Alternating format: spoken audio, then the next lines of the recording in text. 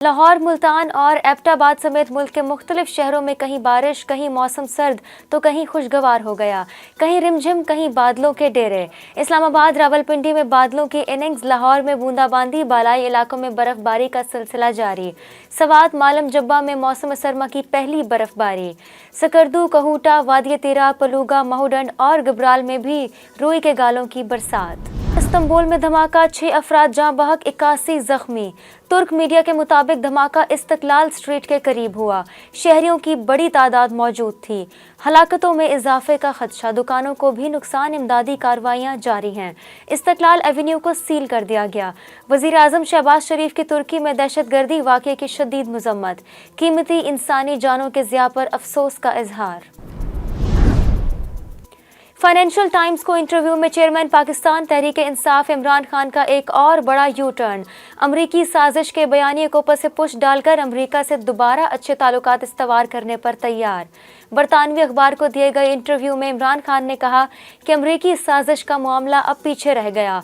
पाकिस्तान के पूरी दुनिया खुसूसन अमरीका के साथ अच्छे ताल्लुकात होने चाहिए।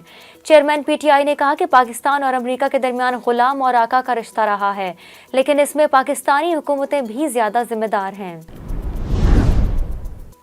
वज़ीर आज़म मोहम्मद शहबाज शरीफ लंदन से वतन वापस पहुंच गए। वज़ीर आज़म लंदन से निजी परवाज के जरिए इस्लामाबाद पहुंचे। वज़ीर आज़म आज शाम पार्टी रहनुमाओं से मुलाकात करेंगे। मुलाकात में सियासी सूरत हाल पर मुशावरत होगी।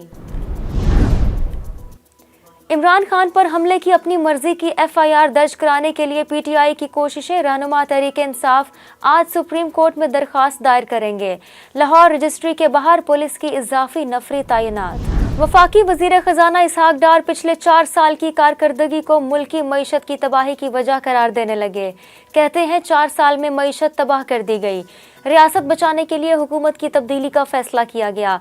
पाकिस्तान सिंगापुर की बजाय श्रीलंका बनने के करीब पहुंच गया था।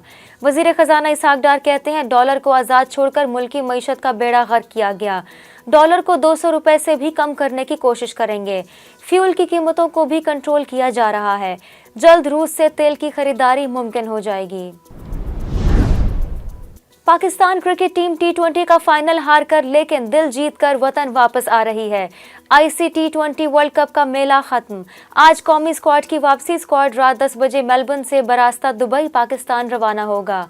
कप्तान बाबर आजम और नसीम शाह लाहौर पहुंचेंगे।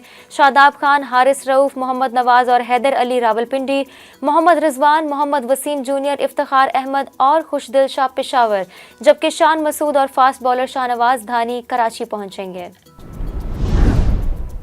इंग्लैंड दूसरी बार T20 का आलमी चैंपियन बन गया। फाइनल मार्के में कौमी टीम को 5 विकेटों से शिकस्त। 138 रन्स का हदफ इंग्लिश टीम ने 19वें ओवर में ही हासिल कर लिया। इंग्लैंड ने 2010 में भी T20 वर्ल्ड कप अपने नाम किया था। दुनिया भर में ज़्यादतीज़ का आज आलमी दिन। पाकिस्तान में हर चौथा शख्स ज़्यादतीज़ का शिकार। मुतवाज़िन ग़िज़ा का इस्तेमाल और वर्जिश मौरूसी बीमारी के खिलाफ कारगर साबित।